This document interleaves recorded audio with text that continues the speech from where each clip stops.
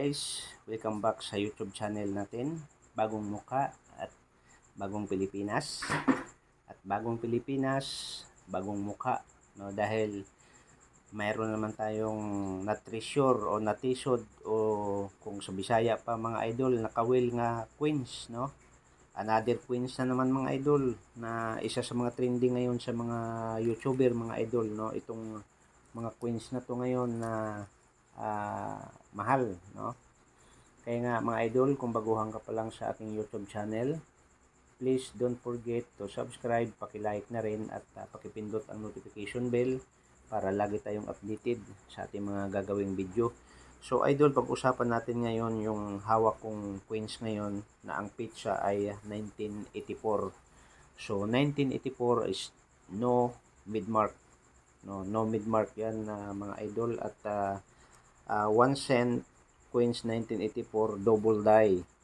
And alam ba mga idol, no, napanood ko na ito sa mga iba't ibang uri ng mga nangungulikta ng mga queens, no. So ito yung mga hinahanap ng mga collectors ngayon, na kung saan ito yung mga tag 1 cent na mga pene na marami ang mga double die dahil nailabas siya na hindi kumpleto ang pitcha o hindi kumpleto ang paglagay ng mid-mark kung saan siya ginawa o sa San Francisco ba, letter P at letter D ang nakalagay doon at letter is ang nakalagay sa mga mid-mark mga idol sa mga queens na pine, no. So, itong makikita natin mga idol, double die dahil wala siyang mid-mark, no. Why na o hindi nakalagay yung S sa San Francisco ba o yung D, yung P at saka yung D, no. So ibig sabihin mga idol ay double die. Ito yung part 3, no, na pini na ipapakita ko sa inyo na mahal na rin po ang halaga nito mga idol, no. So ang halaga niya mga idol ay nabenta siya sa auction and $15,000 mga idol. So malaki na rin yan mga idol kung andito ka sa Pilipinas. Kaya nga ulitin ko mga idol sa mga baguhan pa lang na makapanood sa aking YouTube channel, Bagong Pilipinas, Bagong Mukha.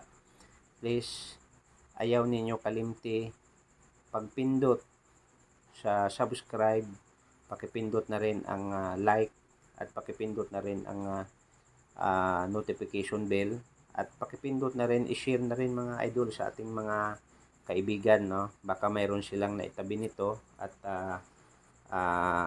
at least nakakatulong tayo sa kanila na nagbigay ng kaalaman tungkol doon sa mga luma na mga barya na andito ngayon na ipapakita ko sa inyo na ito ay mahalaga. Ito ay dapat nating itago sa isang tabi sa bahay natin at pagdating ng araw, kung hindi mo ito maibenta, iiwan mo ito sa inyong mga anak o sino man ang inyong maiwanan sa mga coins na to mga idol, dahil ito napakalaking halaga ito mga idol, no. Dahil ang pinag-usapan na to sa coins na to ay dollars. So binibili ito mga idol ngayon sa mga malalaking mga collectors at nailagay rin ito mga idol sa mga auction at nailagay ito mga idol sa mga museum at binibili ng malaki ang halaga. Kaya nga parang nakahukay ka mga idol dito ng Yamashita Treasure dahil sa itong mga pera na to ngayon ay hinahanap ng mga iba't ibang kolektor. Kaya nga kung isa ka sa may hawak niyan, ulitin ko, please pindutin mo na ang notification bell, pindutin mo na ang subscribe at paki-like at paki-share na rin. At kung mayroon kang natabi, itabi mo mga idol kasi yan ang ikayayaman mo. Diyan ka na mga idol magiging milyonaryo. So hindi lang yan mga idol, ulitin ko, marami akong hawak ng mga barya na mga rare. Kaya nga medyo busy lang ako mga idol ngayon sa pangungulikta at busy ako sa pag-drive o sa paghahanap buhay, kaya nga minsan ako makapag-upload sa mga video na to. Kaya nga tandaan nyo mga idol, 1 cent coins 1984 double die and milyon ang halaga. Bakit mga idol? $15,000 ang pinag-usapan natin. Kung dito sa Pilipinas mga idol ay lagpas yan sa 1,000,000 ang halaga sa pera na yan. So, napanood ko na rin mga idol sa iba't ibang uri ng mga nangungulikta ng mga barya at doon ako naengganyo na may palabas ko tong aking mga nakulikta ng mga coins. Kaya nga marami pa akong ipapalabas mga idol. May part 1, part 2, part 3. Ganon kaganda mga idol. So maraming salamat sa lahat ng mga taga-subaybay sa aking YouTube channel. Ulitin ko, huwag kayong magsawa at maraming salamat. At sana subaybayan ninyo ang aking mga ipalabas na mga iba't ibang uri ng mga barya.